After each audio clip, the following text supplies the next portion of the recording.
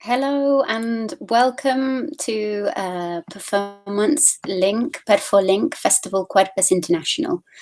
I'm Hester Draycott and I'll be moderating our first artist talk today with Chelsea Kuhn and hopefully Adina Baron. So let's activate Chelsea. Chelsea, hello.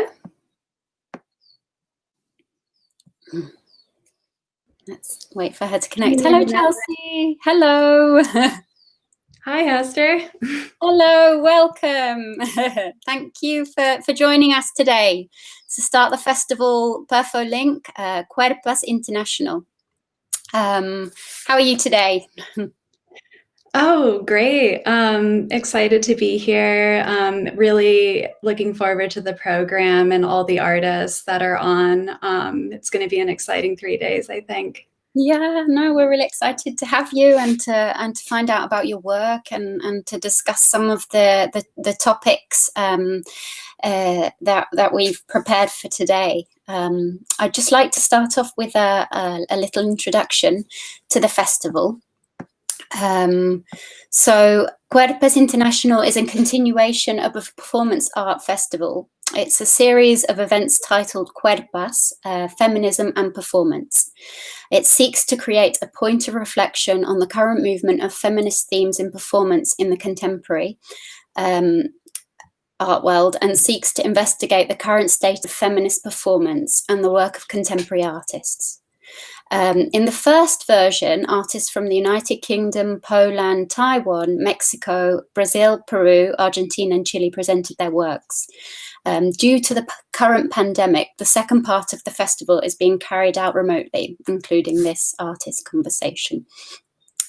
So I'd like to present a little bit so the viewers today can understand a little bit about yourself. So Chelsea Kuhn, you're a performance artist and writer. Her performances utilize endurance to reconsider limits of the body through its various orientations to space and time. She has exhibited internationally in festivals, biennales, and galleries in North America, Europe, Asia, Africa, and the Middle East. Kuhn is a PhD candidate in practice-led research at the Victoria College of Arts, University of Melbourne. So there we are. So I think we are supposed to have Adina joining us today, but obviously with this context, things happen. It's when we can't be live, we can't be with each other. So if Adina joins us, which hopefully she will do, we can include her in our conversation. But the idea today is to have a chat about your work. I'm also, so my name's Hester Draycott. I'm also a performance artist, and I work with Perfolink. So the idea is that I'm going to be included in this conversation as well. So I'm just going to read a little bit about the work that I do. So I'm a British performance artist and I've been living in Chile for the last 11 years.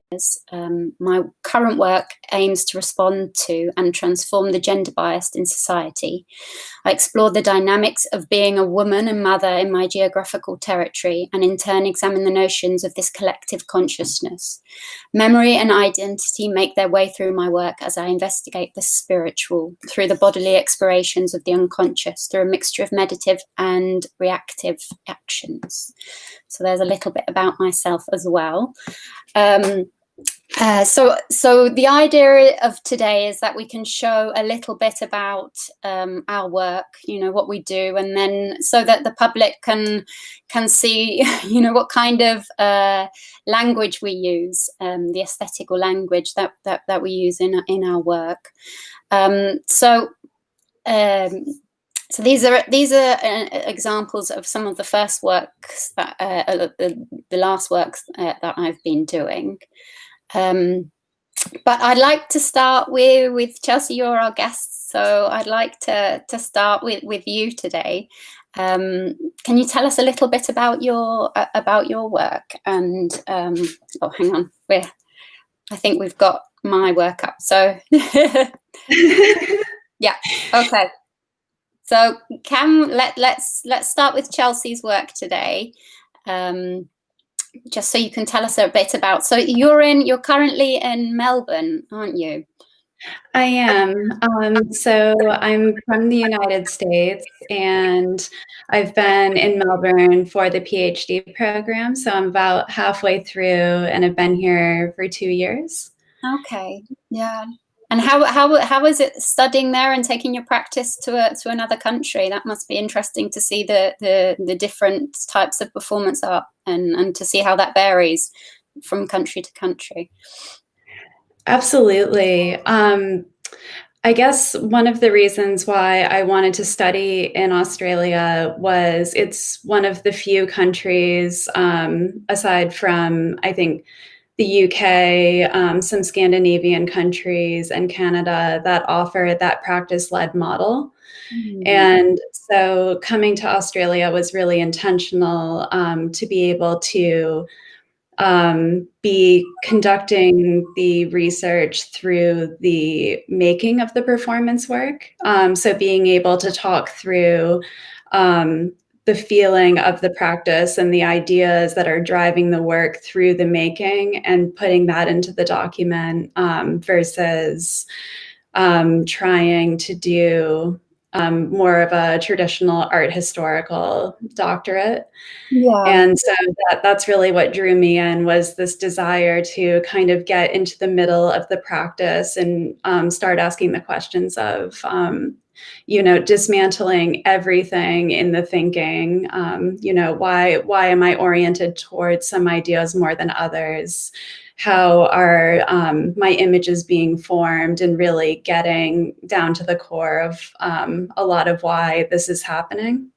Okay, yeah, no, I can imagine having that it's practice based. Must be, as a performance artist, you can really explore both of the practice and the theoretical side of it. So it must be very enriching to do that for you. So what are the images that we're seeing now? Yes. So for today, I've just prepared 3 works to discuss briefly, and then we could pick up on elements of it further if people have questions. But I wanted to focus on 3 works that were made in 2020. And the first that we're looking at right now is my performance All Star. And this was filmed in February, just before Melbourne entered their first lockdown. And for context, our stage 4 was just lifted this week. Okay. So it's been quite full on in waves of lockdowns, as it is in Chile. Right. So with this performance, what I was really looking at was challenging my aesthetic framework through trying to set up basically a structure that I was thinking had a pretty good chance of failing.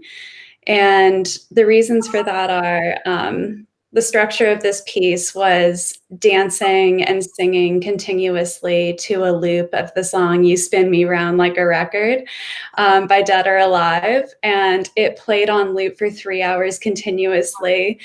And the glitter, so all of those little pods that you see on the ground are different colors of glitter. And so every time the lyrics "Watch Out, Here I Come" happened, I would dump the glitter into my hands, toss the vial, and then throw the glitter over my head. So by the end of this performance, I was completely drenched in sweat and covered in glitter. And I guess the reason why this could have failed is because I can't dance at all. And so that was like the first thing.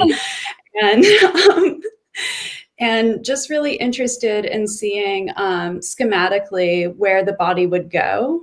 Like what would the body start to do if it didn't actually have gestures to be able to fall back onto? And surprisingly, the body can do a bunch of really weird things in that amount of time, and like endure the song as well. So the image was constructed from all of these materials that, yeah, were symbolically weighted. Hello, Adina. Hello, Adina. Adina's joining us. Welcome, Adina. Thank you. Good. Lovely to have you here. Hi. You too. Yeah. Yeah, so it was a three-hour endurance, and how was that in the stages and the phases throughout the performance? How did that evolve? So at the end, so you started off. Was there a pace to it? Did you start off slowly with the dancing? With the how did it evolve, the piece? Yes. So I think actually the dancing started out quickly, and then it dipped energetically, and then towards the end was a quicker pace again. And I think that also had a lot to do with the blue sports drinks that I was consuming in the corners of the structure, because it's mostly a high sugar and sodium ratio in those fluids. And so that wasn't just for energy, but also to continuously be producing sweat in this glitter arena, trying to dance and sing. Yeah, so that was in February, was it? To live public? Was there a live public there, or was it a piece made for? It's video. Sorry, it does. Oh no, it's okay. So it was filmed for video, and then it was installed on a monitor. So the installation was left behind for a public audience. And then when they came into the space, they'd see the installation and the video playing on the monitor. And it was actually what helped me to, during 2020, to be able to make the transition into video work. Because this was actually the first performance that I had developed to camera. And that kind of had to do with tight time constraints and the turnaround that the project had to be delivered in here in Melbourne. So that's why the decision to work with the camera even came into the conversation. And then, 4 weeks later, then we're in lockdown for COVID, and then it actually became regular practice. Yeah. So you had some training. You had a warm up into lockdown, which was good, because I know a lot of performance artists are obviously going to be finding this new medium very difficult if you're used to having a live audience and public, then to go to video work. So you had a little kickstart to playing around with video and using it in your work, which is great. And I think it's something that a lot of artists are going to have to start using. I mean, if they decide to. So yeah, no, so is that piece is the installation still there? So the installation was taken down, and the glitter is in 3 jars that are about that big. And the documents that exist are the dress, the jars of glitter, and the video file in itself. Yes. Yeah. Wow. No, it looks like a very interesting piece. I know that is the themes that you're talking about in this work. Is that something that do you have a series of work from this All Stars? Is it part of a series? I don't think of it as being part of a series, but I do see it as having a really clear connection into the other works that were happening this year, 2 of which are in this presentation. But I think in terms of themes, working with materials that reference popular culture, so the Gatorade sports drinks and endurance sports, and this idea of sacrificing your body for a brief career. And the dress I really understood to be symbolically representative of Marilyn Monroe's iconic last performance dress before she took her life. And this idea of enduring to that level, you know, enduring to a point that you actually end your life. Yeah. And how within the spectacle of a glitter circle, something that's supposed to be fun becomes incredibly excessive and actually not very celebratory at all. And in fact, at the end of this performance, the color of the floor and my skin was a dark, deep purple, so very corpse-like. And that wasn't something that I knew was going to happen. It was just how the work developed. And I thought that really poetically wrapped all of these elements together. Yeah. No, because you're in your work, you obviously work with duration a lot and endurance. So there's, you know, it's something. Have you always worked with duration and this idea of the endurance of the body? Is it something that we see a lot in your work, Chelsea? It is. It is. I think I was really lucky in my early studies in my master's program to be working with two performance artists who work with endurance and duration almost exclusively in their practices. So Marilyn Arsum and Tony Schwensen. And that was also during that time, I was lucky enough to take a workshop with Adina when she came through for the Visiting International Performance Artist course. So yeah, there was particularly in that program a lot of encouragement for this kind of rigor in the practice, to be working with duration and to be really challenging your body, your materials, to really be thinking critically about time and space. Yeah, no, it's, and I mean, Chelsea, you've actually written a book, haven't you, on the themes that we're discussing as well, on time and space and performance. Yes. Yeah. But I'm hoping to come up with a more specific one to endurance post PhD. Oh, okay. Wow. Yeah. No, I've downloaded the book and I've started reading it, and it's really interesting how you address the time and space and the universe and death and life. It's very I'm very enjoying it, and I'm gonna finish that. So let's have a look at another piece of work that you've decided to look at today. So this is the All Stars. Let's go along to which was the next piece that you have.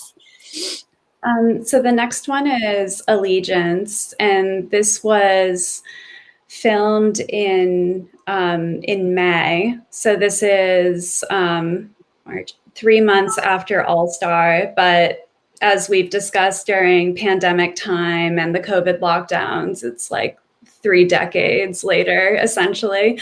And what I was working with in this performance was this, I guess a couple points had come up. One, being American and being here in Melbourne, so far away from family and friends, during a really critical moment in the United States, and just feeling this sense of kind of helplessness, like through watching things unfold in the news and media. And predominantly, these stories would circle around President Trump and his tweets and his correspondences and briefings.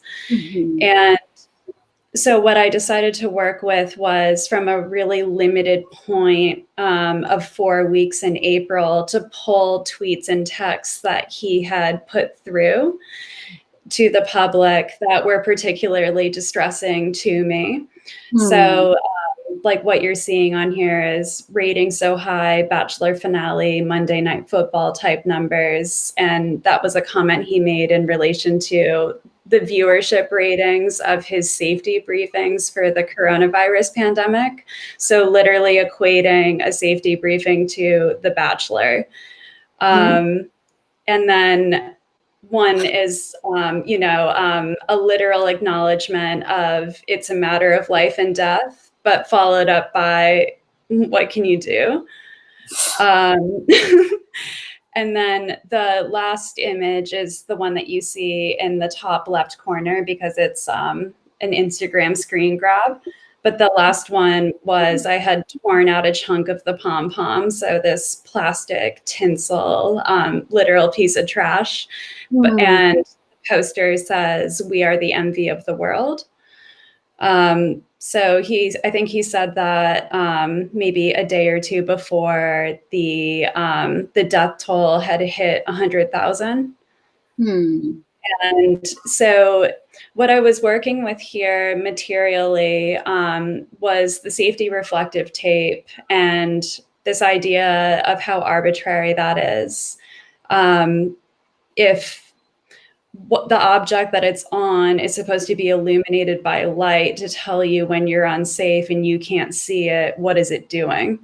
And this was illuminated by a giant double-headed work light. So the ones that you see in industrial construction sites. So this idea that the work was actually standing in front of this light and being blinded while there was actually text behind me being illuminated. And working, with the aesthetic of the dress in particular, speaking to something between a bachelor contestant for a date and a cheerleader, and the cheerleader pom-pom to help emphasize and pronounce a really exaggerated Pledge of Allegiance. Yeah, no, it's a very powerful piece, and it's silent. This piece is silent? There's no speaking, isn't it? And it's quite erratic in the filming of it. You can feel the kind of almost like like there's a pulse to it and an erraticness and a crazy feel to it as it's projected. It was and that. Oh, sorry. You go. No, you go. So I was going to just follow up on that. Yes, the erraticness of that actually came from the halogen bulbs itself, because where I had the camera mounted on top of the bulb, that's those lines chopping it up was actually just the bulb frequency. Okay. So it gives a really powerful effect. And how have you found this transition into video work from your previous live work? Yeah, I mean, I guess the way that I have been thinking about it was, like in the context of doing a PhD program, you overthink so much in relation to, the distinctions between live and to camera and, what is gained, what is lost. And of course, as practitioners, like so much is compromised when you're going from the live into the video to a point where I think that making the video, it was easier for me just to think of a work clearly for video than to try to adapt any of the work that I had planned to do live, because it just felt too much. Like it was trying to force something into a space that wasn't necessarily going to translate. And I guess that what's been exciting about video, though, is a context like what we're doing right now, where it does allow these spaces to be opened up in a way they wouldn't otherwise be in this moment. No, I mean, we're living in incredibly changing times for everyone, and including performance art. So it's interesting to see your transition here. And very powerful political pieces as well for the times that we're living, and poignant. It's a way that you can really be political in these times. And I suppose the context that with you not being in the United States at the moment must be very difficult, and being able to have your voice and say via this media it's an incredible thing to be able to do. So it's really interesting piece. Is this a work that you often do? Do your work often have a political message? You know, I think that before this year, I think that the political has always been part of it. And what I mean by that is, I think that there's no way to really escape the politics of the way that we engage in the world and the way that the world engages with us. Like, I think that's very much the material of daily life.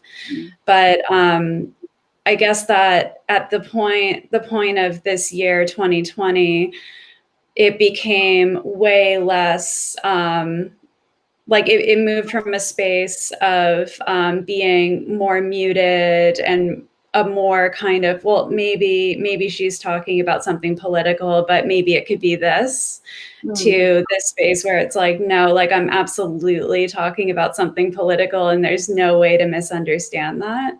And I think that it was just being like, honestly, just completely filled with anger to a degree that like I felt that I needed the performance to be able to work that out. And I guess to also articulate it to other people, to try to have a dialogue around that as well. Yeah, no, that's interesting. And so, so this piece now, the last piece that you have to show us today, it's called "Sex, Death, Love, and Pain." Wow. Yes.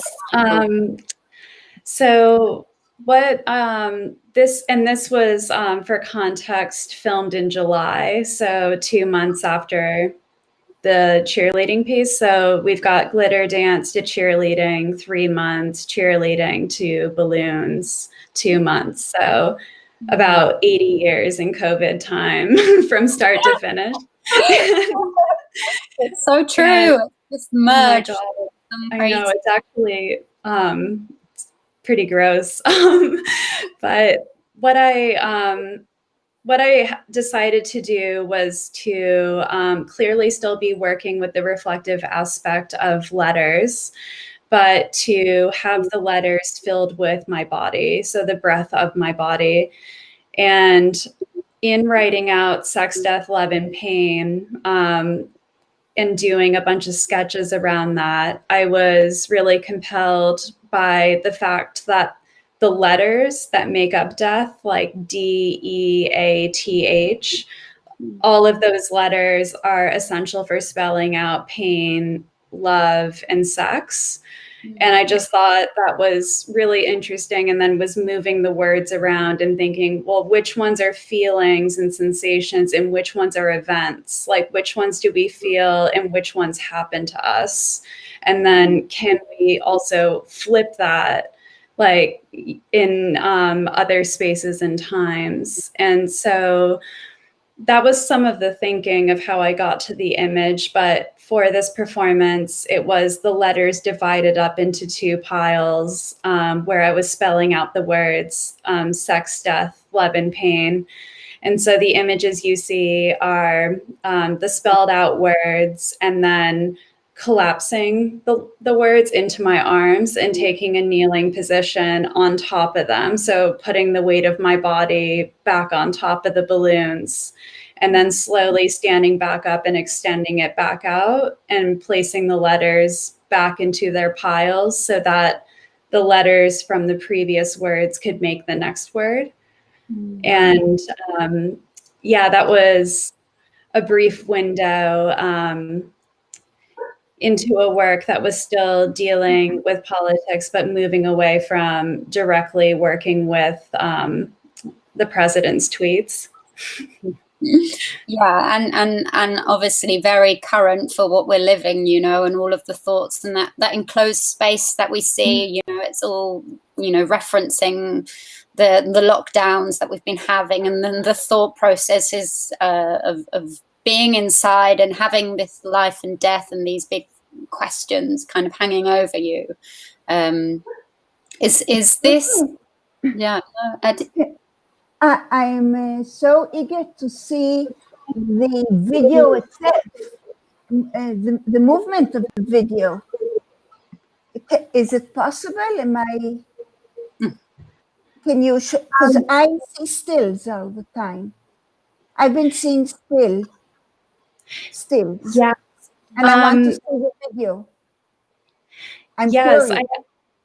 I have the video on Vimeo, but I haven't uploaded it for the presentation. Okay. So just offline, and we can take it up on my time. The fact that you, first of all, I don't remember you, but I'm very flattered to be part of your fantastic works in some very, very primeval time. The fact that you are not showing us video, I think means something about your reluctance or your feeling that video perhaps doesn't represent you correctly, because Hester was talking a lot about video today in this pandemic time where we cannot meet each other, and perhaps video will take over. And yet you're talking that you've done everything in video, but you are not showing us. You're showing us stills.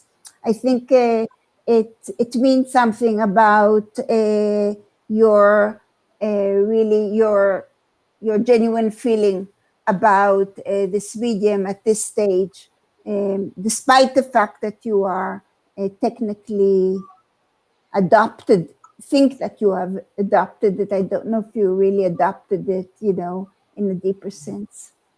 I think it's an important question, because we're talking about performance art, which was created as a medium, a social medium, first of all, in the very basic sense that we meet the audience directly, and real time in real space. It's political, it's social, when there are no boundaries between the performer and the art.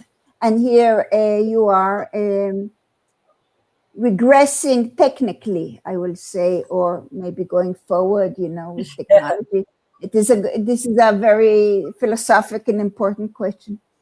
I think it's very important for these days, for the times that we're living as well, because if you've started out, live with physical contact with another person, it's a new art form, really, that you're exploring. So it's Adina, I'd like to present you so everybody can know who. But I would say, Chelsea, hi.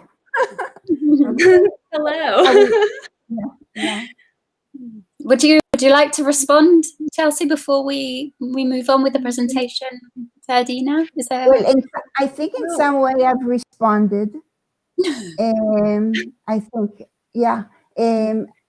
I really feel I want to see the evolution of what you're doing inside the real time. If not real space, then real time, like in video. I think that I really identify and appreciate the fact that you are using the aesthetics, a popular aesthetics, and a language that is popular, whether it's the music, it's the way you look, it's your youth, it's all these American paraphernalia that are that are so common, so well identified, and you are turning it into a statement that is not popular, that undermines something in your environment.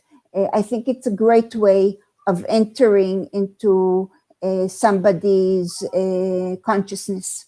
It's a trick. It's a form of communication, which actually I use in my own way as well. Here we have entered Adina. Much of my work, I use the fact that I am a woman through even today, okay, even, I don't know how to say this in a minute, you'll see why. I use the attractiveness of a woman when I'm young, and I still pursue the language of womanhood, not in the sexual sense, God forbid, yeah? I'm joking. I'm being sarcastic towards myself. Yeah, I use the ability of a woman to appeal to many, many senses, to many, many ways of thought, which are not only intellectual, and also in my appearance, I pursue it. You can see in some works, they look actually like classical paintings, Delacroix, Jerry Colt, we're talking about politics. Yeah. And that is where I draw the question of you like it, you think it's beautiful, you think it's strong, but look what I'm saying. This is something that Chelsea is doing as well. Yeah, no, yeah. Adina, so thank you for really interesting the questions that we need to be asking during these times. I'd just like to present you quickly so that everybody can know a little bit more about you if they don't know you, and we'd love to see some of your work as well. So Adina has been an active performer since 1973. Over the years, she has presented work in art museums, culture events, galleries in Israel, Europe, across Asia, Canada, and the USA, making it her business to emphasize her political and social stand. She has insistently performed in social and political events. In 2001, Baron was awarded a major prize for her contribution to Israeli art by the American Israel Culture Foundation. And Edith Porat's book, Adina Baron, Performance Artist, was published in the same year. So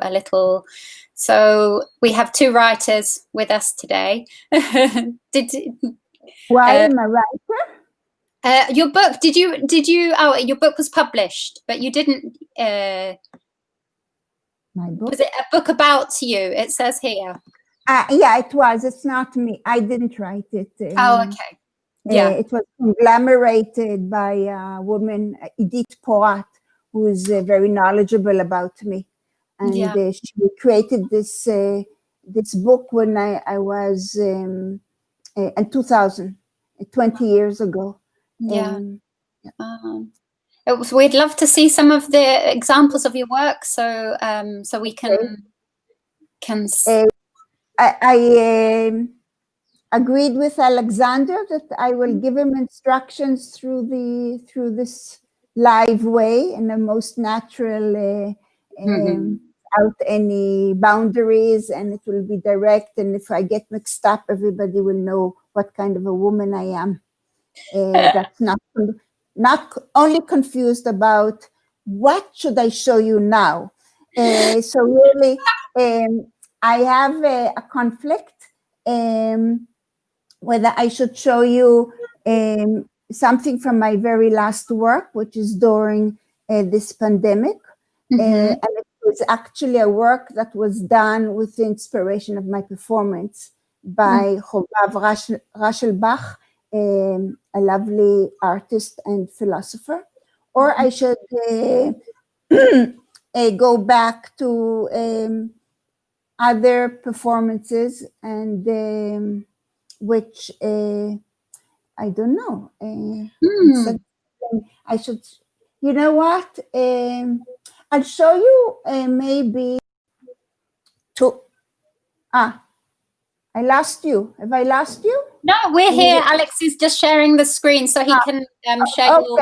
Okay, Alex, let's go to More Than Enough, my last performance. You have to more than enough is my. You have to go to the works again, to the page of the works, to the main page of works. Yeah, scroll down. Oh, can I do it? Wow, isn't this nice? I can actually control my life. So we can go into this here. Yeah. So it's really simple, and everybody can see what I'm about. Okay, this is my last work. It's called More Than Enough. You can see from this photo, it talks like all my work. about identity, our identity with family, and our identity with country, with nation, and the conflicts. As in many countries, also in Israel, there's a big social upheaval that is triggered by the COVID-19. It's only triggered by it. And I'm creating a performance called More Than Enough, which is pretty much a translation in Hebrew. The audience will be 10 people, 15 people, or 20 people. And I think a very moving video was made by my friend, I'd say his name Chovav Rashelbach, which is based on the stills he took. And I think it gives really the atmosphere of the performance and of how I feel about this period. And it's a very pleasing in some way introduction to my very wild and sometimes distracting work, which we'll come to later. So we can see maybe 2 minutes of it. We should scroll down if we can, dear Alexander, can we, to the video that's right underneath here? Does he see?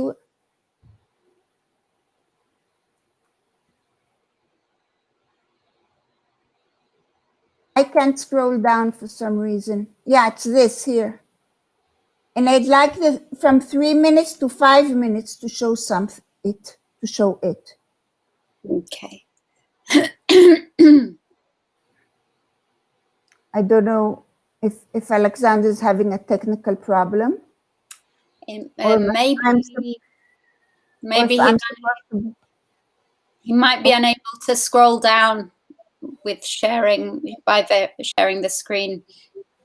I don't think it's allowing. Okay. So it's the video is right underneath this photograph, and you can start it from 3 minutes to 5 minutes, so we don't waste time. Or we can start it from the beginning and just end when we get tired. Yeah. It has sound.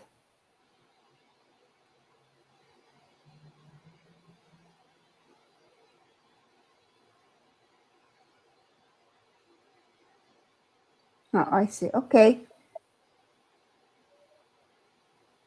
So I mean, you're one of the few artists that have managed to work with public during the lockdown, during the pandemic. So it's really interesting. It was very unusual and difficult. People were afraid to come, and I assured them that I will be with a mask and they will be with a mask, and they will be. Can you make sound? Alexander, does he hear me? Yeah, no, I'm sure. Alex, I think there might be a little delay there. So Alex is working. Okay. Yeah. The culture is torn down. There's no culture. People have no jobs, artists for sure not. And that is why I decided to do this. It was in August. It was actually the whole month, 9 performances. Each performance is an hour, but of course for limited audience. It's my performances are more, how do you say, have many, they're not simple, yeah. But the images here are important. They really express this feeling of unstable, feeling that things are not stable, things that their form is not defined. This is smoke in the middle of the gallery. It takes place in a gallery. There's a black box, which you will probably see in the stills, which all the time it takes out smoke. And It's like the Malevich, it's like death, it's like Pandora's box, it's like ideologies, and everything happens around where the audience is instructed to see, to follow, to come close, to go far, to assert their own point of view, which is also a political statement. Come on, what is your stand? How far are you going to stand from the situation? Are you going to come close? What is your point of view? How much are you going to move yourself to see clearly? Are you seeing only through the other people? Because if somebody is close in our Homo sapien way of seeing things, he sort of takes my place. I don't have to come close as well. In society, each one takes his own point of view, and he actually supports the other individual with his taking a certain point of view. This was my the last performance I did. I'll probably renew these performances somewhere in the beginning of 2021, when there's a little bit permission for more people. There was something I wanted to say that's important. It's called an exhibition, this performance. I mean, it was called by the curator, which I really appreciated. It was the first time in all my 48 years of work that somebody got it into their head that performance art is like paintings, a series of paintings done surrounding a certain subject. And I have a subject, and each performance I will do with this subject in mind, within the framework that I have set myself, but the audience changes, the date changes, the triggers change, and that actually I improvise like a jazz player. I will improvise my knowledge and my fluidity of and flexibility of creating with myself, with the objects, and with the audience, and with the space, and with time, in saying what I have to say. There are many moments that I am actually relate to the audience. There's even a little bit of sound, which is very important, and it's a little bit for a reason. It only is a trigger for attention, for connection, but many, many moments you can actually, you know, Alexander, you can show some of the stills that are in the same page. Yeah, we're having a little problem with being able to produce the sound from this website, the platform allow us. We can forego it. Yeah. We can forego it. Let's see the stills just for a second. We can see something else. Let's go scroll down. Do I scroll down? So you know, your theoretical or aesthetic references, we can see them dialoguing with your performance. I mean, what moves you to create your performances? What is it that makes you inspires your performances?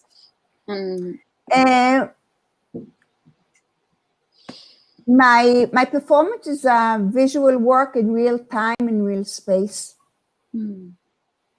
And the audience is very important. I have a few video works which I perhaps can share, or the audience is welcome to just go to my website, adinabaron.com. I even had a period where I was experimenting with transferring my way of thinking or performing for the camera, creating a performance for the camera where I was giving explicit directions to the photographer, even how to fidget with the camera, how to create the scene. But I realized that I'm strongest in direct communication in the real sense of space. And what triggers me is creating, I'll sound very sentimental, but it's really, I think my performances are really, I'm begging the audience to have empathy towards each other or towards, you know, other people. I think I have a lot preoccupation with people's battles with each other, whether it's political, it's got to do with your race, with your religion, and that's why, for example, you can see flags in many of my performances. Yeah. Would you consider your performance? Would you consider yourself a feminist, or your performances to have embedded feminist knowledge? How has your life as a female artist been, and does that inspire your work? In a minute, you know what? Maybe we'll see something else. I will tell Alexander, why don't you go to Dreamy, to the performance Dreamy? I think that what was one trigger in my first performance in 1973 was an environment in my school, in the academy, of men teachers and very, very straight intellectual approach to art. And the country is just before a war and a few years after a war. I'm talking about 73. And 69 was the last war, and 73 will be the next war. And and I'm feeling that I want to create a work where my presence as a human being, first of all, before being a woman, forces the viewer to pay attention. By the mere fact, I talked before about empathy or sympathy or integrity. I just wanted the fact that somebody is in front of you and trying to speak her intelligence and her heart, will not enable the viewer to be totally intellectual about his reaction, or he will become very, very much aware that his reaction or her reaction is not totally from your shoulders up, that our reactions are biased. They are, they move, they are by our education, by our experience, by what we ate, what we like to eat, what our mothers gave to us. There's so many, by my fact that I am a woman. And from there, that motivates me for my first performance, which creates quite an upheaval in my academy. One juicy story is that the psychologist is invited to see my second performance to decipher if the thing about is normal.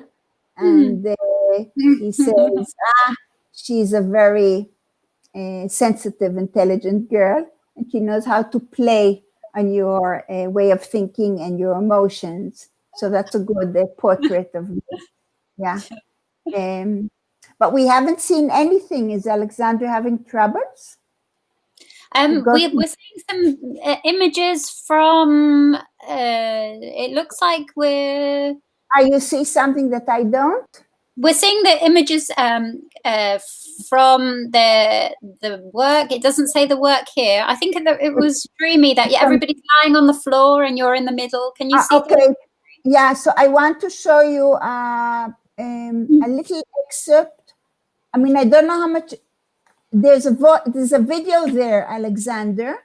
One video at the end. You have to scroll down to the end. And then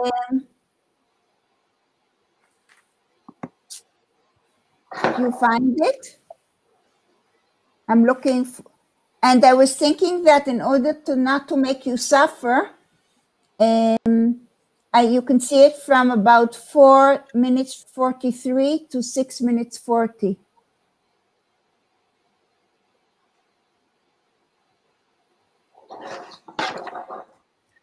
Is he having trouble scrolling down?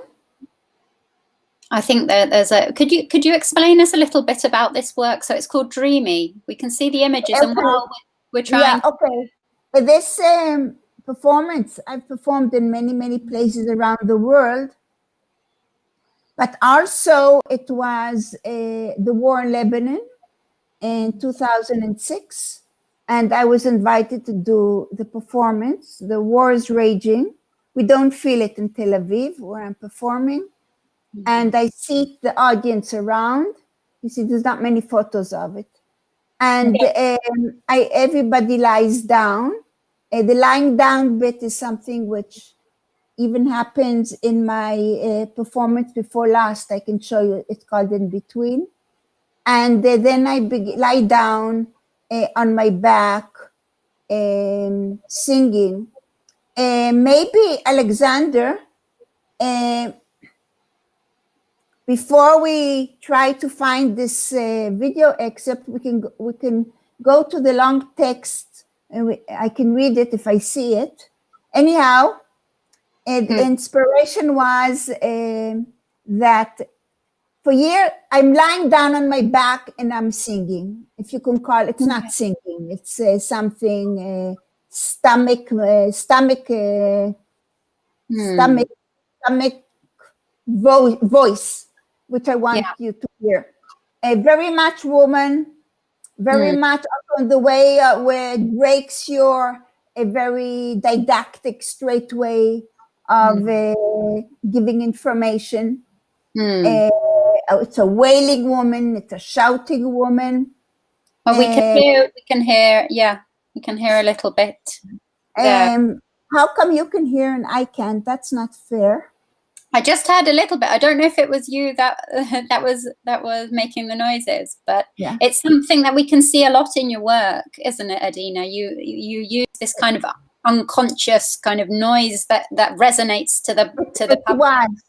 I think it stopped, but it was during a very dominant part or big part of my life. The screen, so you hear it and you don't see it, and we could hear it a little bit. We could hear a little bit, and I've seen the work before, and it's very very poignant, the noises and the the way that you get the public, the audience to lie down, and this sound resonates and gets to every cell in your body. Right. People, of course, were crying, but what is what I always say, this is a performance is about birth and lament or pain. And then this was in 2006. And in 2017, I sat down to write about it. And in my stream of consciousness, I was, that's what I wanted to read you. I am telling that I was entering the hospital to see my companion after he had a biopsy. He was important for the story. He was a casualty of the army. And he was scuba diving in polluted waters in the special units of the army, and the whole units died. It was a scandal. These kinds of things move me to do things, but I didn't realize why I want to lie on my back and howl. And then I'm writing that I walked into the department where he's lying, and I heard him howl, something between a howl of a wolf and a Tibetan chant. And then I realized what I'm doing in this performance. So I answered your question and what moves me from many, many directions. And it doesn't really matter what period in my life is and what a catastrophe, tragedy, situation I have encountered. So somehow life has its continuity, its symmetry, even in its occurrences. That sometimes you do something before you don't necessarily foresee it, even, and then you find yourself in the situation. And so let's go to something that we can see. So you saw at least the photos of Dreamy. Did you see the photos of my last performance? We've seen the images of those. If you could show us one last performance to close this fascinating conversation that we've been having. Unfortunately, yes, time is running out, and I'll show you. Go to in between the last the video, dear Alexander. In between is the video before the last, and there's a video there that Valdemar Tatarchuk made when I performed it in Lublin. It's a very video in the sense that it's very short. It misses everything. And you can call it a video, and it also puts everything in a package, so at least it will satisfy something together with everything that I've said. And of course we can so I hope he finds it. Sometimes it's hard to scroll down. You have to sort of do it smoothly, that you go through everything until you reach the place. So it's in between the performance before the last one. You can also show stills of it. You see, and then the video is about 6 minutes, or maybe it's less. We can see a few minutes. It's amazing to be able to see your website and to see examples of your work. Obviously, you've had it's like an archive, and I'm feeding it all the time, and all my bullshit is there and everything. I have great esteem for myself. It's been amazing to see examples of both of your works today. Chelsea, you'll be performing later in the festival, won't you? When? I will. I believe it's, your Sunday, my Monday.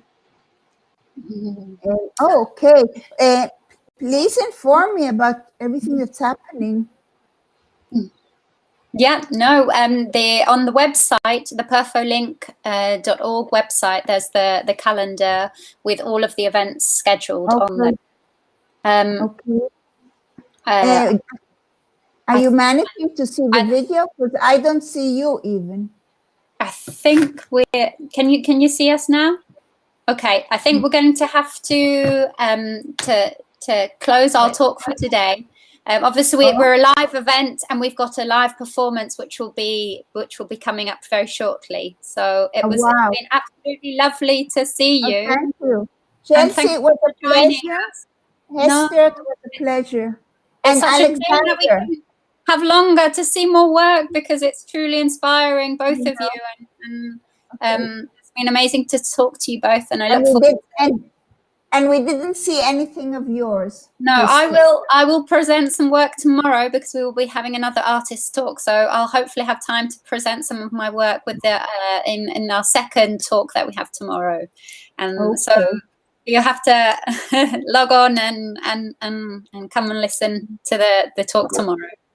Okay, is tomorrow Marilyn and Miriam? Tomorrow it's going to be Marilyn and Miriam, Miriam LaPlante and Lisa Newman. Lisa, I think I know Lisa. I do know Lisa. Okay, so I find it on your website, all the information. No, it's amazing, your website, and it's adinabaron.com. gmail.com, isn't it? I lost you. Here you are. Here you are. Okay. No, okay, I'm not. Well, Alexander, send me the link to your website. We'll send it. It's perfolink. .org. Okay. Oh, Okay. of course. Okay. Bye-bye. Take care. Lots of love. Take care. Bye-bye. Thank you for chatting Both of today. you. Bye-bye.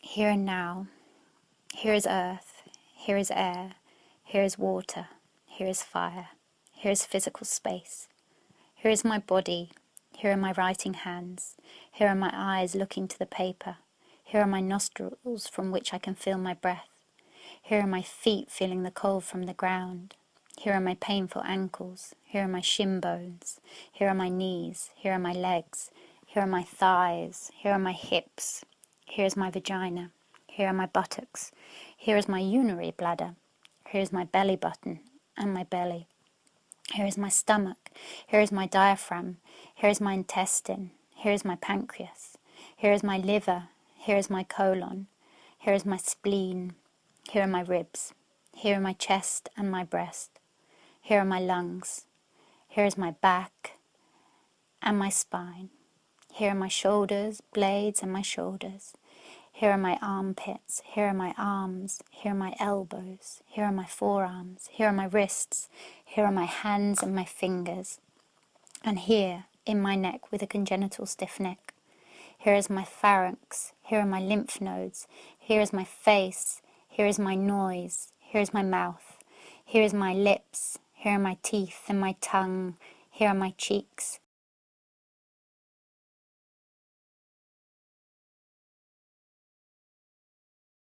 And here are my eyes, here are my eyebrows and my eyelashes, here are my ears, here are my hair, here are my brain with neurons, here are sensations, emotions, movements and consciousness, here is my heart, here are my beats of my heart, here is the blood, 4 to 5 litres of blood circulate in this body, a body which is here and now.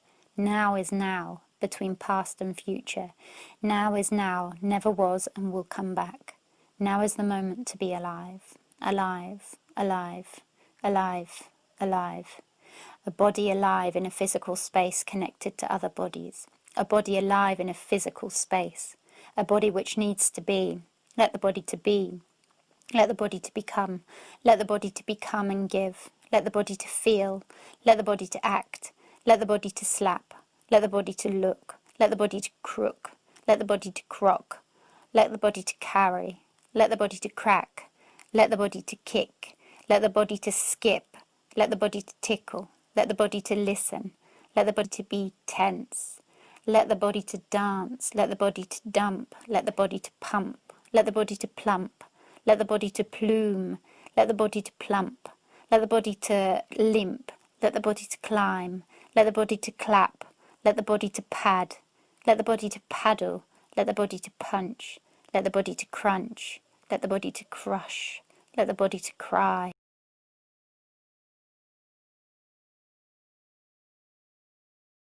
Let the body to try. Let the body to fly. Let the body to flick. Let the body to kick. Let the body to rip. Let the body to reap. Let the body to weep. Let the body to wave. Let the body to shake. Let the body to sake. Let the body to seek. Let the body to speak. Let the body to sip. Let the body to stick. Let the body to seed. Let the body to eat. Let the body to hit. Let the body to tap. Let the body to clap. Let the body to pat. Let the body to squat. Let the body to scratch. Let the body to crash. Let the body to smash. Let the body to mash. Let the body to clash. Let the body to lash. Let the body to catch. Let the body to grasp.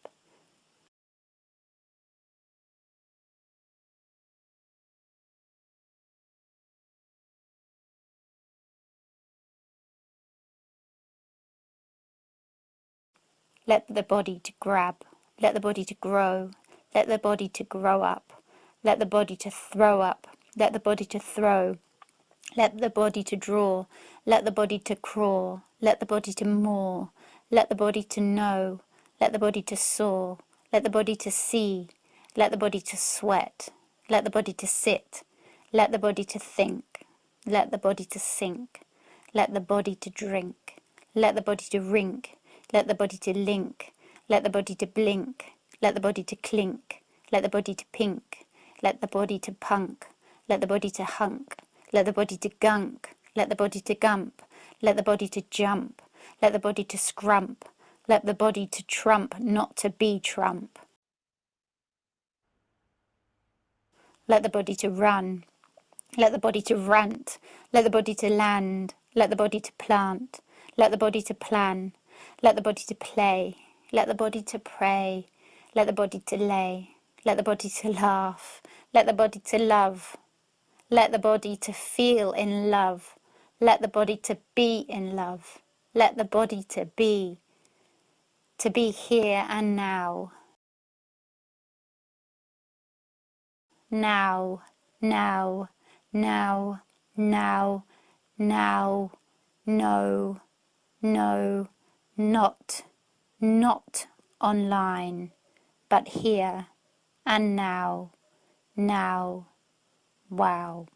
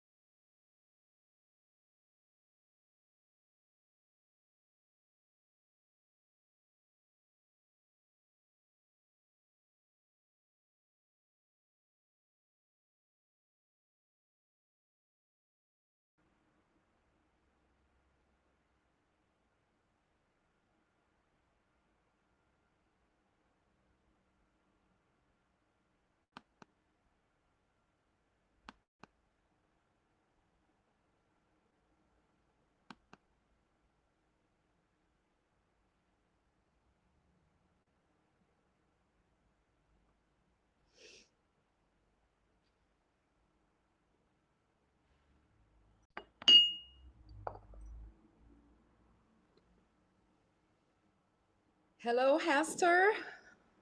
Hester? Esther? Hello, everyone. Can you hear me? Am I on? Yes. Okay. Thank you. So, lovely morning in Curitiba, south of Brazil. And I would first like to thank you for the invitation and the gift to be able to give voice to some 20 years of silence learning from silence, from the guru of silence. Hello, you're not silence anymore. Lovely to talk to you today, Margit. Okay, Thank you very for joining much. us. Thank you very much. Let's see if I can survive this talk. You'll be able to. It's a whole new context and concept that we're having to deal with, and we have to be have patience and faith that it'll work out fine. For sure. So last night I was able, thanks to some friends also, called hello, like the memory, the softwares. I was able to kind of organize this talk. And I would like to share with you what I think this will be like. So this research will be presented in two parts. Mm-hmm. First part, she who speaks fails. Okay. Second part, she who speaks tries. Perfect. Okay, so Marguerite, just to stop you there, I'd love it if you could introduce yourself to us. So tell us where you're coming from. What you're a performance artist. Tell us a little bit about yourself. Yes, thank you, Hester. Is it right? Is it correct? How does it sound? Perfectly. Hester, okay. Yeah. Thank you. Perfect. So I'm Margit. I was born in Curitiba in 1971, and I just turned 49 last night. Was a big celebration. So gave me, as always, the opportunities. Okay, it's a very special, delicate, and wished moment to be part at CuerpAs, because I have actually studied classical dance as a first language, let's say. I was a speechless child, girl, beautiful. Everybody wanted to touch my hair and stuff like that. And from classical dance on, some 27 years later, I had the opportunity to study performance art in Switzerland, in Zurich, at the FNF school. The FNF is a completely new model of school at that time. Well, I just have long stories to tell. So the idea here is not... No, it's just an introduction. So we can take action, take stage, okay? But anyway, performance would be my second language. And I just got in touch with it because I had I don't know what happened. I ended up studying at FNF. I had no plans to study art or to become an artist whatsoever. And I just found a school that would accept Brazilian woman in Zurich. So everything was fake. It was pure charlatanism at the time. I had to invent that I had a portfolio. I was accepted at that school, and everything went pretty well, I would say. So I met Boris Nisloni at that time. And yes, that's it. So and here you are today with your research program that you've been doing. You spent the last 20 years, haven't you? Well, it's you know, it's possible to elaborate something like that in a sentence. Yeah. But actually, after my studies, I had a question. And the question was about context. What is context? What is context at all? I really didn't have any idea of it. And I was aware that in Zurich, I was able to speak that language of performance because I was already in the whole thing. That's where Margit showed to me also, as a performer, as an organizer, everything at the same time. So it was a complete package suddenly. And when I finished my studies, I decided to come to Curitiba, not to come back. But I really thought, with this question in mind, what is context in performance? And then what is context? I decided to jump, to go to the abyss directly, nonstop. I'm going to go to Curitiba because there's nothing about performance. I don't know. I have no idea. There is no context at all. And maybe I can see how a context will be born, or will have, if this phenomenon happens, maybe I'll be there, and yes, this is what happened, exactly. This. Yeah. So but with that question, what is context, I had also an object. Okay. This object was a diagram. Yes, the performance art context diagram. And I have carried this physical presence in my life over the last 20 years. And the big question was, it's impossible to read it. But can you tell us a little bit about this performance art diagram? Can you yes, explain? I don't know if I can share with you. Maybe the image will also help. Can I share my screen, or? Let me have a look. Is that something that we're able to do? If not, we can put up a link maybe in the chat later, and we can. I'll continue to talk. That up. Yeah, you help. Yeah. Because so it's the performance arts diagram. It's a diagram. It has the form of an eye, and it is a consequence, let's say, a collateral event of an archive and people meeting. So it's let's say it's the physical evidence of an effort to kind of organize some views on performance as a culture within cultures.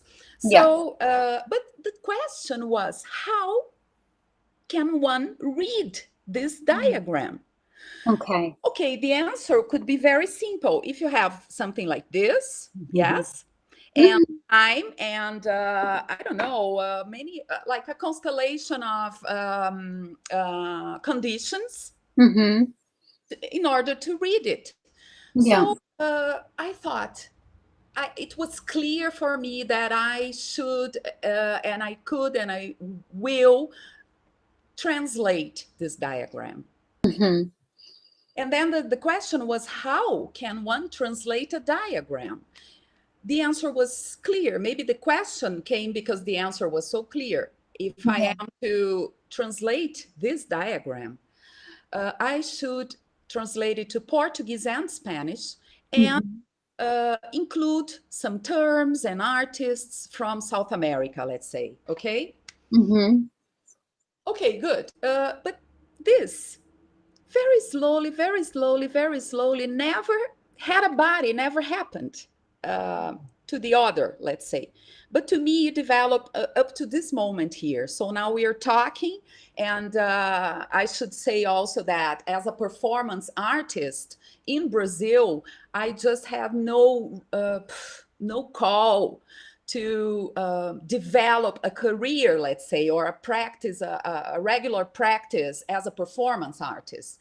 What I did was something really completely different from that, was getting in touch, experimenting with people from theater, from the field of music, from, you know, just really, really backstage stuff, little things, and super interesting. So somehow I have a background based on little miracles that happened. And performance informed me and helped me to become a better person, to have more tools in life. So for me, the place of performance, most of all, is in my daily life, how I do things and how I think and how I talk to people. But on the other side, I started organizing from the beginning in Brazil, I started organizing events, not directly related to performance, but yes, to bring artists together and to give them a space of speech, to give them voice as artists. So I run Farol, Arte e Ação. Farol started as a gallery, an art gallery in Curitiba, inside a bicycle workshop, you know, a bike workshop. So we had grass and we had, not grass, grease. Grease, yeah. Grease and grass, grease, yeah. Not really white cube, but anyway, so let's go, maybe we can go further, and questions are always welcomed. Yes. Okay, we have a chat that's open here, so if there's any viewers, public, that would like to ask some questions. So you mentioned earlier that there's two things that you would like to discuss today, then, basically, isn't? Yeah, I would really like to stick to the schedule here, to my script, little script. Perfect. And as I have presented the two parts, so before I start these two parts, I'd like to read a poem. That would be great. Okay. Yeah. Also, I would like to share with you and to do some toast with the cachaça from the movement, the MST, the cachaça made. How do you say the movimento dos povos sem terra? How do you say that? Can you translate that to Spanish? I can't understand the Portuguese word. What was it? No. Maybe somebody can help us on the chat. And you know, somebody who speaks MST movement in Brazil of from people that are in search of producing food. They have no land. They are landlose in German. Okay. Without land. Without land. Yeah. Without so land. This is the cachaça. Thank you. Wonderful cachaça. Okay. So if you whatever you want to talk about cachaça, please mention. Let's honor our ancestors. For me, this is really a point now, and so I would like to read a poem, and then I will present you the research about the translation. Okay. I mean, where is it now? Perfect. What was that? Sorry. Okay. I will read the poem. Yes. I'd love to hear it, and I can toast with some water here, and in respect for the territory of the lands. Yes. I will really read it. So, Melpomene. Oh, Melpomene, first is your art. Just as thought precedes action, even when the calls of here and now mask the existence of a plan and projection, you are the one who alternates in time the questions and answers inside the inquiring mind, forging the primal theater stage, to open behind the spectator's eyes, pretending not to be the very same and only author of the internal monologue. I am just a humble player, not divine, and lack the skills to play alone your lyre.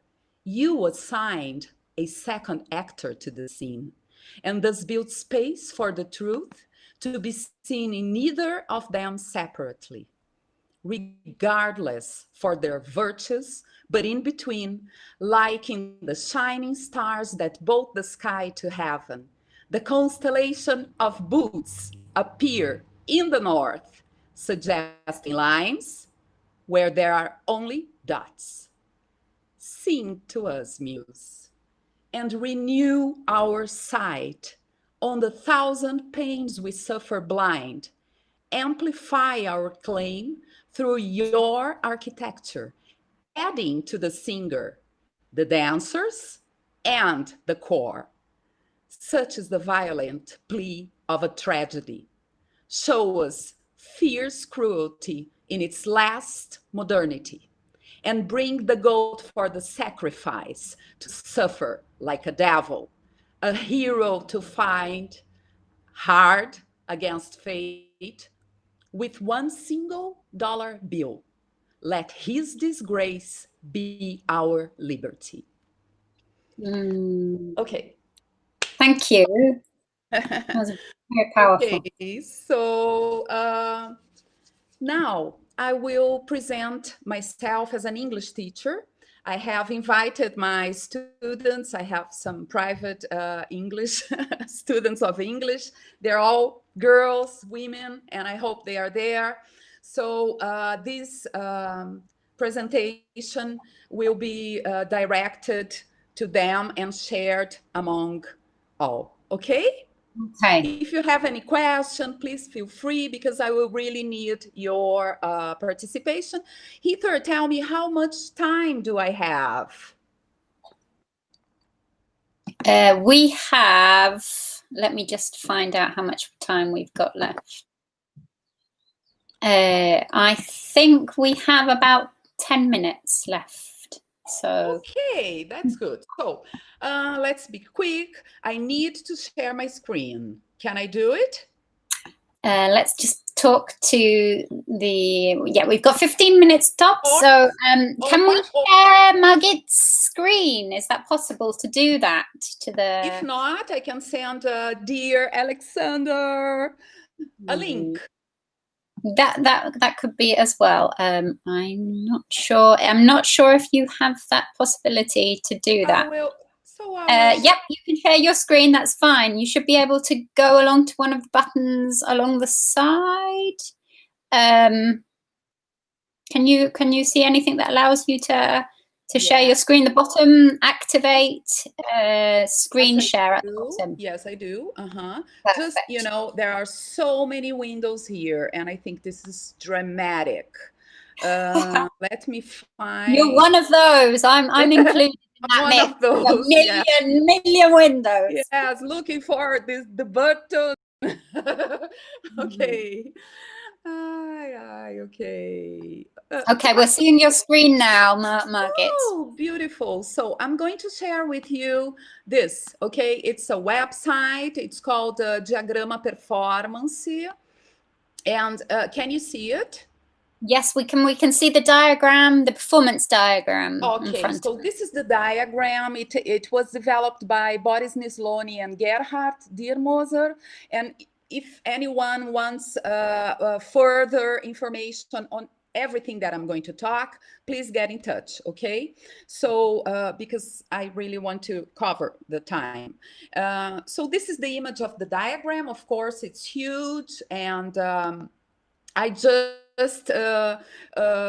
what I have done was just to translate really the texts. You know, here you have the version in Portuguese of a text that is available in English, in German, and here it is. So it just describes the diagram. It's how it looks and how to read it. And then here we have a first version, okay? There comes some vanity, I would say, because I decided to publish it in its, how do you say integridade? Integral. Yes, integral. I'm searching for some integrality. Integrality? Yeah, I think so. I get lost in Spanish sometimes, I forget. Okay, but yeah, so it sounds right. it's an invitation also because it's full of, let's say, little notes or problems or different colors. But basically, what I did was to translate the tabular view of the diagram, of the version that I have of the diagram, yes, and also a questionnaire that, let's say, at some point was used as a basis to inform the diagram, yeah, the contents of the diagram. So those are questions. Everything is in Portuguese, so welcome everyone to the looks of the Brazilian Portuguese translated language. Okay, that's the point of my talk also. So we're looking at, in Portuguese, we're looking at texts that have been taken from the performance diagram. And that's correct. You translated them into Portuguese, and you're trying as well to not only translate them as a language, but as a concept as well. Is that? Well, that's it. It's a work in progress, and what I'm doing today is kind of searching for an experience to generate some notes on the translation of the diagram. So now I will show you this simple Trello. It's a platform. It's an open platform on the internet. You can just add stuff, and organize work with other people and so on. So I thought, look, you are looking at a naked baby, at a naked newborn, okay? It's crying. So, but the idea is that... What do we need to do? Is this an interactive platform? Is this something that anybody can go into and add their own thoughts on the themes? Yes. Okay. That's it. The idea, that's it exactly, Hester. We can try it now, for example. I can show it to you, but the thing is, in order to be part of it, I just have to send you an invitation, because it involves the address, the email address. So if the people that are viewing today would like to partake in part of this, it's an investigation. They can send you an email and add to this newborn baby that we need to feed. That's it. That's the way to feed the baby, because the baby is motherless. So anyone who feels in charge can, it's interesting, because this is a research. It's a live research. For me, translating the diagram doesn't have a day that I will say, okay, it's finished and I will publish it. No way. No way. The diagram has been some interesting guru for me. I also study Ayurveda, and I don't know if you know what it is, but there is something that links to what I'm talking, which is a notion in the Vedic culture, in the Vedic tradition from India and so on. So it's a millennial notion of transmission of knowledge directly, from the guru to the learner, let's say, to the researcher or searcher. So that's why that's what the diagram signifies to us now. That's the reference. Okay. So and what are the titles here that we can see? How can we participate? How is it interactive? What are we responding to? For example, that would be interesting to see some of the names. Yes, that's super nice. Okay, let's do it. So I'm going to open the terms here. And yesterday I was taking a look at it and I found something like feminist view. Yeah, because here we have perspectives, and there are two layers of depthness, and there is theory also, a theoretical reference. So it's a vast universe. I'm not inviting you to navigate this now, but because if you have time, no, but it's a taster of what we can come and find in this. It's a platform that's up and running, isn't it? And we can share that link for people to view. Totally, and it's a garage thing, you know. We will organize it. I will organize it also according to the demands. Okay, it's I don't know if that's fair, but it's not about fairness. It's just about interest, and let's see what can come out of it. I mean, I feel totally responsible for this content, so I will take care of it, that it doesn't get lost. But here I found yesterday, for example, the feminist perspective. Can you see it? Number 11. Yep. Maybe we could try to generate that. Okay, that would be really interesting. So what do we need to do? Could you, so on the page, then we'll, so you're going to write. I can just add here. So let's, shall we write it in English? Okay, yep. Test my. Please, can you dictate it to me? So let me see. I also have. What would you like me to dictate? Am I hushing? Are you hushing? No. Okay. Feminist view. What about feminist view? What do you think? Yeah. Okay. Is there are there any comments on the chat also? I can't see any comments, but if anybody's got any, what kind of comments are you looking for? So we're setting a theme then on this page, basically, and you're trying to translate. Explain to us a little bit of what the dialogue, how the dialogue goes. Well, what I'm doing, anyone can do. This is super basic, okay? What I'm doing here, I'm writing, I'm adding stuff, contents to the diagram. Of course, I will be responsible to do that from 1 to 32, okay? So we don't have it here, but I just want to show you how it works. So anyone can come here and edit. Yes? You can come here and you can edit. You can insert images. You can insert, for example, here we have for the sites. Yeah, the view. Mm-hmm. Can you see it? Can you follow it? Yeah, and then we have basically the text of the diagram. And then here, theoretical references. Here, I think it's something that we can feel. I think it's important to use this feed, you know, so that we can find out about other artists or performance pieces that somehow respond or reflect this specific term. Is that clear? Yeah, no, that's really clear. So so basically the people that they're welcome to add to the map. So this map is going to keep expanding like the universe, and it's going to keep growing. There are comments and questions that everyone can add. And of course, if you add a question here, for example, it will show that you have added the question. Okay, and then it invites.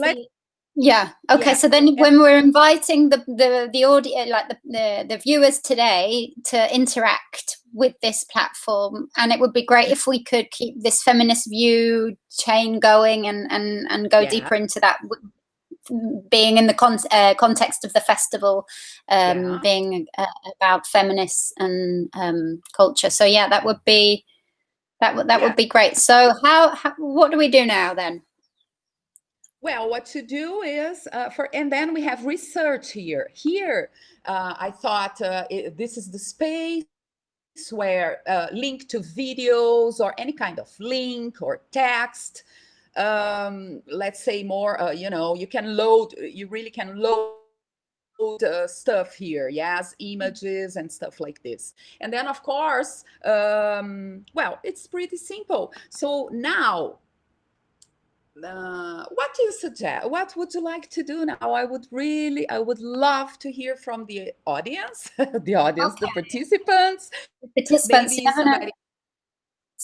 Yeah, so it would be great if somebody could throw out a question, or not, or maybe or not, or a theme that they would or maybe would like to add. Or maybe suggest, well, yesterday I was thinking not about the terms, but to say that. One of the first sounds that I heard when I was learning, I mean, having performance sessions at the FNF was Adina Baron. And I thought, wow, that's a sound. So I was so happy to see Adina here. Thank you very much again for the opportunity to be there.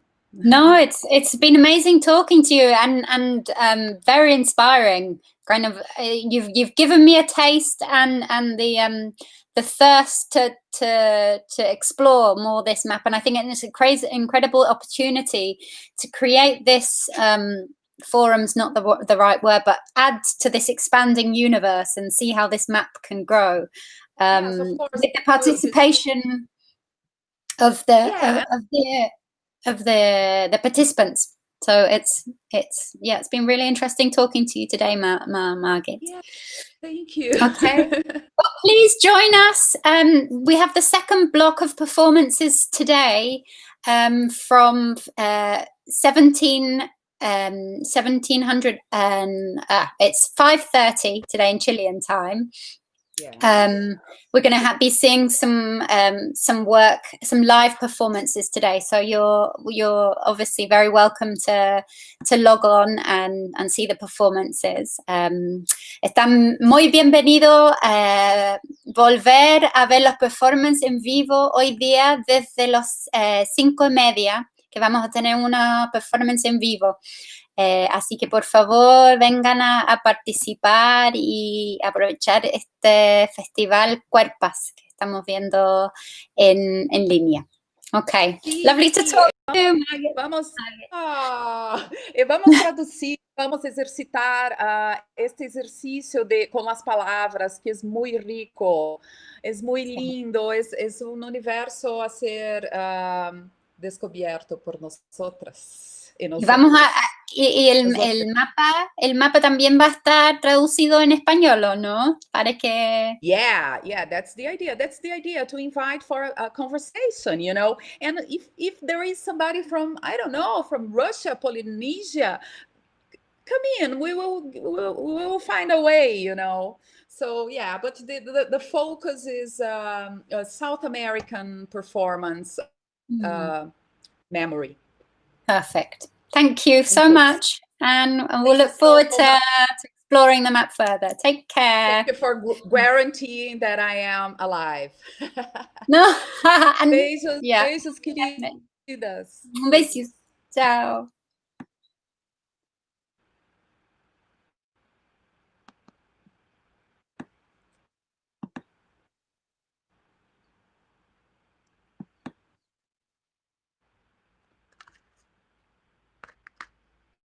Do I have to go out?